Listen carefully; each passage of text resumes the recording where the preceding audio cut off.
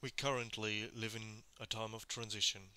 The old established systems of world powers have collapsed several times.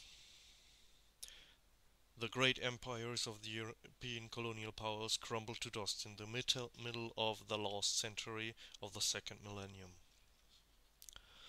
The newly emerged dualism between West and East lasted only 50 years with the surprising implosion of the Soviet bloc's prison states. The last remaining superpower remains intact. It was awoken from its splendid isolationism by the Japanese on a fateful morning in 1941. Since then, the United States of America has maintained the role of a superpower acting on a global scale. American governments have channeled a whole lot of resources, money, and even American lives to remain in these hegemonial positions worldwide. The United States have made a whole lot of mistakes, often with most horrible effects. But what country or people is innocent if you consider its entire history? I think no one. We have not lost all our brutality that we inherited from our primitive ancestors. Where there are humans, there is a certain amount of aggression, violence, and atrocities. I think as human beings, one of our main goals in our brief life is to reduce these shortcomings of our football sized brains.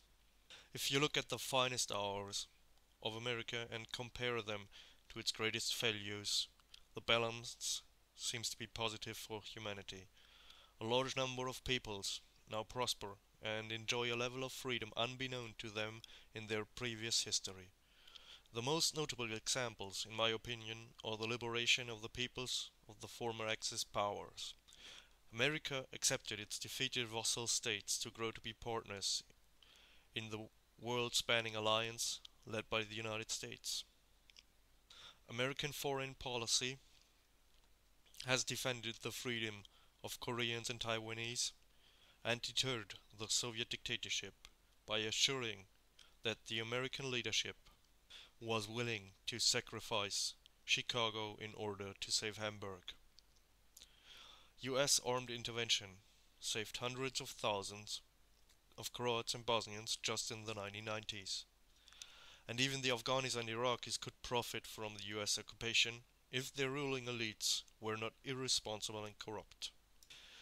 Even the so-called heroic Vietnamese would live a better and freer life as under the thumb of a communist tyranny. The drawbacks of American foreign policy are ubiquitously discussed in the public discourse, while its good and altruistic deeds are taken as given. If you want to see the alternative to worldwide US hegemony, you must look at Yellow-Russia, Chechnya, Myanmar, and North Korea. A list of frightening examples of horror and tragedy, as far as I am concerned. In consequence, I hope that there is yet just another American century ahead of us. Thank you for listening.